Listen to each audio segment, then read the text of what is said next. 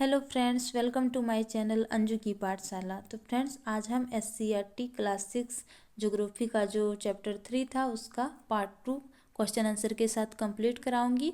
और मैंने इसका पार्ट 1 करा दिया है, और अगर आपने नहीं देखा है तो इस चैनल में जाके देख सकते हैं। तो चलिए फ्रेंड्स, अब इस चैप्टर में आगे बढ़ते हैं। आगे है, हमारी पृथ्वी के चारों ओर हवा का घेरा है। इसमें अनेक प्रकार की गैसों का मिश्रण है। हमारा जो पृथ्वी है उसके चारों ओर क्या है? हवा है, वायुमंडल है। और इसके चारों ओर क्या है? और वायुमंडल में क्या पाया जाता है? कई गैसों का मिश्रण होता है। तो इसमें यही बात कही गई है। वायुमंडल में 3/4 से भी अधिक भाग नाइट्रोजन गैस है। कौन सा गैस है? 3/4 से भी अधिक, यानी सबसे ज़्यादा जो मात्रा होती है वो हमारे वायुमंडल में वो नाइट्रोजन गैस की होती है। ऑक्सीजन गैस भी हवा में मौजूद है, जो सारे जीवों के सांस लेने के लिए ज़रूरी है।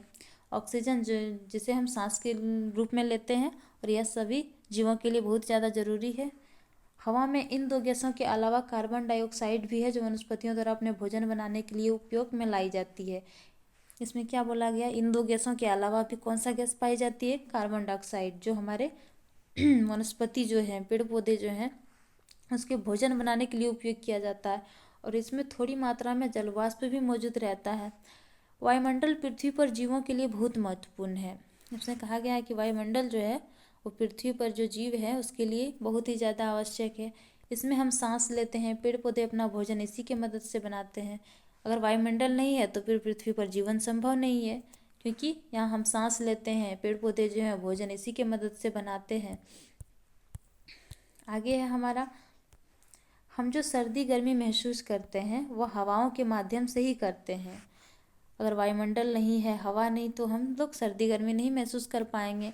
तो हम लोग जो सर्दी महसूस जो हम लोग को महसूस होती है वो किसके कारण? तो हवाओं के माध्यम से। ये हवाएं ही बादलों को गतिशील बनाती है, जिससे वर्षा होती है। बिल्कुल सही बात है, जिससे बादल होते हैं। हवाएं जब तेज चलती है तो बादल एक दूसरे से टकराते हैं, और जिसके कारण क्या होती है? वर्षा होती है। वायुमंडल में विभिन्न परतें होती है जो अलग अलग ऊंचाई पर पाई जाती है। तो ये परतें कौन कौन से? इनके नाम दिए गए हैं: क्षोभ मंडल, संताप मंडल, मध्य मंडल, आयन मंडल और बरहीमंडल। यहाँ इस फिगर में भी हम लोग देख सकते हैं, जिसमें पहले है क्षोभ मंडल, फिर है संताप मंडल, फिर है मध्य मंडल, आगे है उष्ण मंडल, और हमारा जो सबसे ऊपर है वो है बरहीमंडल। आगे यहाँ दिया गया है कि दिए गए चित्र में वायुमंडल की परतों को पहचानें और उनकी ऊंचाई पता करें। यह भी देखें कि विभिन्न परतों में क्या क्या गतिविधियां हो रही है। इसमें बोला गया जो फिगर दिया गया है उसमें कौन सा मंडल कितने ऊंचाई पर है और किसमें क्या क्या गतिविधियां दी गई है। जैसे समताप मंडल में हवाई जहाज उड़ाई जाती है। हमारे जो बरही मंडल है सबसे बाहर, वहाँ जो है सैटेलाइट लगाया गया है। इसमें है सामान्य रेडियो और MF रेडियो की तरंगें के वायुमंडल के किन हिस्सों से गुजरना होता है, यह भी पता करना है। आगे है, बच्चों को घूमने में बड़ा मजा आया। भ्रमण के पश्चात सभी कक्षा में पहुंचे। बातचीत में यह निष्कर्ष निकला कि सभी मंडल में जीवों के जीने के लिए भोजन, पानी और हवा की आवश्यकता होती है। अध्यापिका ने बच्चों से पूछा, सभी मंडल के जीवों को हवा किस मंडल से मिलती है? तो इसमें से एक जो रेणु है उसने क्या कहा कि वायुमंडल से हमें जो ऑक्सीजन मिलती है वो कहाँ से मिलती है? वायुमंडल से मिलती है। विकास ने प्रश्न किया, तो मछली को हवा कहाँ से मिलती है? तभी अध्यापिका ने कहा, पानी में हवा घुलनशील अवस्था में रहती है, जिसका जलचर उपयोग करते हैं। यह हवा भी वायुमंडल का ही हिस्सा है। जब विकास नाम को कोई स्टूडेंट है जिसने क्या कहा कि मछली को फिर हवा कहाँ से मिलती है, तो अध्यापिका जो उसकी टीचर थी उसने क्या कहा कि पानी में जो है वो हवा यानी ऑक्सीजन घुलनशील होती है, और वहीं से जो जलचर हैं वो सांस लेते हैं। तो जल का फॉर्मूला क्या होता है? H2O। तो हमारा जो है हाइड्रोजन और ऑक्सीजन मिलकर ही जल बनाता है। तो जलचर जो होते हैं वो पानी में भी ऑक्सीजन सांस ले सकते हैं, जिसके कारण वे जीवित रहते हैं पानी में। अध्यापिका ने फिर पूछा, अच्छा बताओ, भोजन जीवों को किस मंडल से मिलता है?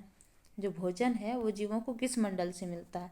तब जो ललन है उसने कहा, मैं समझ गया, भोजन पेड़ पौधे से मिलता है, और पेड़ पौधे जमीन पर उगते हैं, जो स्थल मंडल का भाग है।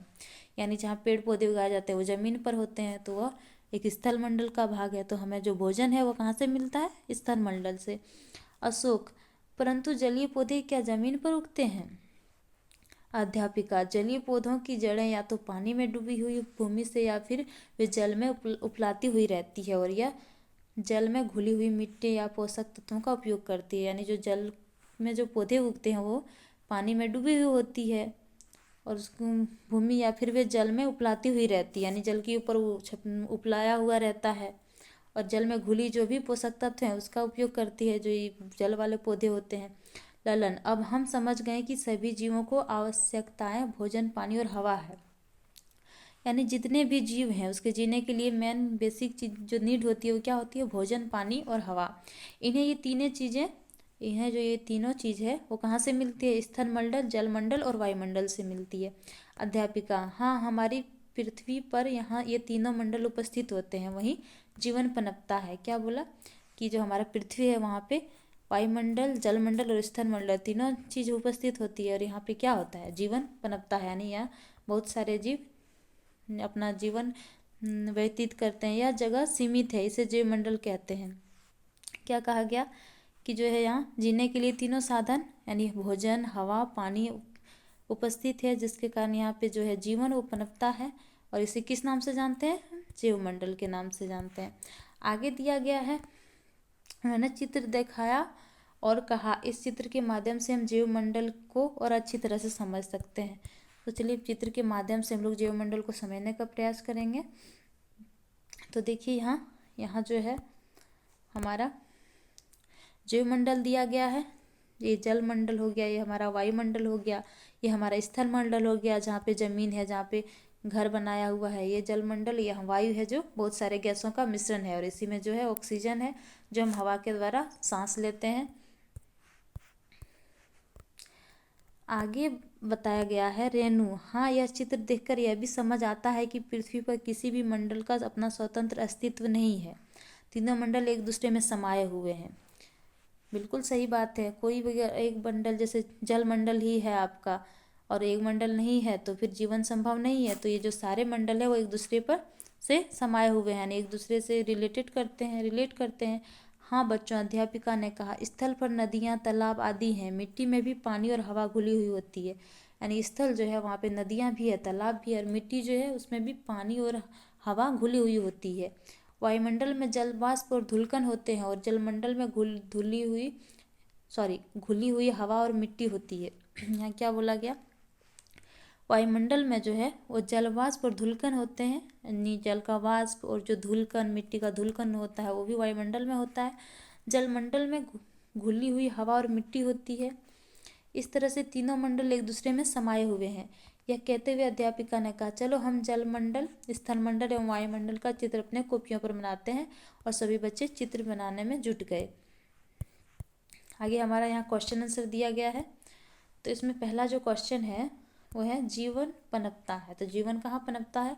अभी हमने थोड़ी देर पहले ही पढ़ा, जैवमंडल में, क्योंकि यहाँ जीने के लिए तीनों साधन हवा, जल, पानी है उपस्थित है, इस कारण यहाँ जीवन पनपता है। सेकेंड है अंतरिक्ष में जाने वाले पहले भारतीय कौन थे? तो कौन थे? इस चैप्टर में हमने पढ़ा राकेश शर्मा, जो इंदिरा गांधी जो हमारे पीएम थी उसने पूछा कि आपको आकाश से हमारी पृथ्वी कैसे नजर आ रही है, तो इसने कहा कि नीली। अगला जो क्वेश्चन है हमारा वो है जल डमरू मध्य जोड़ता है। यानी जल डमरू मध्य को हम जल संधि के नाम से भी जानते हैं। तो यह किससे जोड़ता है? दो बड़े जल भागों को जोड़ता है, जो हमने भारत, इंडिया और श्रीलंका का मैप से देख सकते हैं। जो एक तरफ बंगाल की खाड़ी है और दूसरी तरफ है हिंद महासागर, और ये दोनों को जो इंडिया और श्रीलंका है इसके दो संकरे भाग, दो बड़े जल भागों को जोड़ती है। तो इसे हम किस नाम से जानते हैं? एक जल संधि के नाम से और एक है जो हमारा जल डमरू मध्य। आगे है समताप मंडल होता है। तो समताप मंडल जो है हमारा वायुमंडल में पाया जाता है और इसी में हवाई जहाज उड़ते हैं। अगला जो सेकेंड क्वेश्चन है हमारा, इसमें फिल इन द ब्लैंक्स दिया गया है।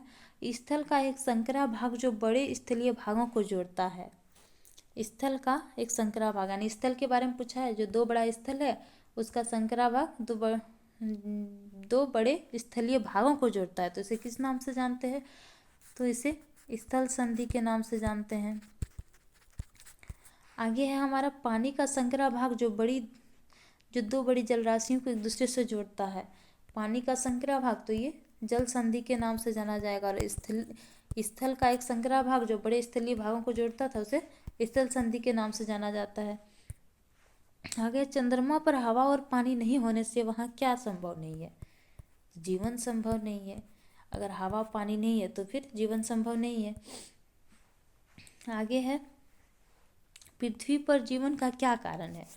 पृथ्वी पर जीवन का क्या कारण है? क्योंकि यहाँ हमारे जीने के लिए जैसे जल मंडल, वायुमंडल और स्थल मंडल, ये तीनों का समावेश है, जिसके कारण पृथ्वी पर जो है जीवन संभव है। इसका यही कारण है। अगला क्वेश्चन है, पृथ्वी पर प्रमुख परिमंडल कौन कौन से है? तो हमने पढ़ा अभी कि पृथ्वी पर जो है वो कौन कौन से मंडल हैं। पहला क्षोभ मंडल है, सेकेंड समताप मंडल है, थर्ड है जो मध्य मंडल है, और आयन मंडल है, और बरही मंडल है। आगे, पृथ्वी के प्रमुख महाद्वीपों के नाम लिखें। तो हमने इस चैप्टर में फिगर में देखा कि कौन कौन से महाद्वीप हैं। तो हमारा जो सबसे बड़ा महाद्वीप एशिया महाद्वीप, जहाँ पे हमारा इंडिया है। इंडिया किस महाद्वीप में है? तो एशिया महाद्वीप में। सेकेंड है अफ्रीका, उत्तरी अमेरिका, दक्षिणी अमेरिका, अंटार्कटिका, यूरोप और ऑस्ट्रेलिया। ये हमारे 7 महादेश हैं। अगला है, पृथ्वी को नीला ग्रह क्यों कहते हैं? क्योंकि पृथ्वी पर जो अधिक उसका क्षेत्र है उस पर जल है, यानी पृथ्वी का जो 71% भाग है उस पर जल पाया जाता है, और मात्र 29% भाग जो है स्थल है, जिसके कारण पृथ्वी को अगर ऊपर से देखते हैं तो वो नीला नजर आता है। इसलिए पृथ्वी को नीला ग्रह के नाम से जाना जाता है। पृथ्वी के प्रमुख महासागरों के नाम। पृथ्वी के प्रमुख जो महासागर हैं वो कौन कौन से हैं? एक है प्रशांत महासागर, एक फिर है दूसरा अटलांटिक महासागर, तीसरा है हिंद महासागर, और चौथा है आर्कटिक महासागर। यानी जो पृथ्वी के जो प्रमुख महासागर, 4 महासागरों के नाम हैं। अगला है, जैवमंडल किसे कहते हैं? इसका विस्तार कहाँ है? जैवमंडल किसे कहते हैं? यानी पृथ्वी का जो ऊपरी परत है, जो सतह है, जहाँ पे जीवन पनपता है, उसे जैवमंडल के नाम से जानते हैं, जहाँ जल मंडल, स्थल मंडल और वायुमंडल का समावेश है। यानी हमारे जीने के लिए जल, हवा, पानी, जल, हवा और स्थल तीनों चीज़ें हैं। और इसका विस्तार जो है, जो हमारा पृथ्वी है उसका ऊपरी सतह से लेकर जो समुद्र का जो गहरे छिद्र होते हैं उस वहाँ तक फैला हुआ है इसका विस्तार। अगला क्वेश्चन, जीवन के लिए वायुमंडल आवश्यक है कैसे? जीने के लिए वायुमंडल हमारे लिए आवश्यक है, क्योंकि हम सांस लेते हैं और सांस में ऑक्सीजन लेते हैं। अगर वायुमंडल ही नहीं रहेगा और हवा ही नहीं रहेगा तो हम सांस कैसे लेंगे? तो वायुमंडल हमारे लिए इसलिए ज़रूरी है क्योंकि इसमें हम सांस लेते हैं और बहुत सारे गैस पाया जाता है। पेड़ पौधे कार्बन डाइऑक्साइड की मदद से अपना भोजन बनाता है, इसलिए हमारे जो जीवन के लिए है वो वायुमंडल बहुत ही ज़्यादा आवश्यक है। अगला क्वेश्चन है, स्थल मंडल किसे कहते हैं? क्या है क्वेश्चन? स्थल मंडल किसे कहते हैं और यह क्यों उपयोगी है? तो स्थल मंडल, जैसे हम लोग अपना घर कहाँ बनाते हैं? स्थल मंडल में। खेती बाड़ी करते हैं, पेड़ पौधे कहाँ उगते हैं? स्थल मंडल में। तो स्थल मंडल हमारे लिए ज़रूरी है क्योंकि हम उस पर रह सकें। ज़मीन, जैसे स्थल मंडल पे पहाड़, हमारा पठार हो गया, घाटी हो गया, बहुत सारे चीज़ों का समावेश होता है जो इसे स्थल मंडल के नाम से जानते हैं, और ये हमारे लिए बहुत ही उपयोगी है। अगला जो क्वेश्चन है हमारा वो है, जलीय क्षेत्रों के जीव जंतु एवं पौधे कौन कौन से हैं? सूची बनाइए। यानी जल में कौन कौन से जीव जंतु पाए जाते हैं और पौधे कौन कौन से पाए जाते हैं, उसका क्या है? सूची बनाने बोला है। तो जलीय जीव जंतु में हमारा आ जाएगा, एक तो आ जाएगा मछली आ जाएगा, दूसरा केकड़ा आ जाएगा, तीसरा जो है हमारा आ जाएगा मगरमच्छ हो गया,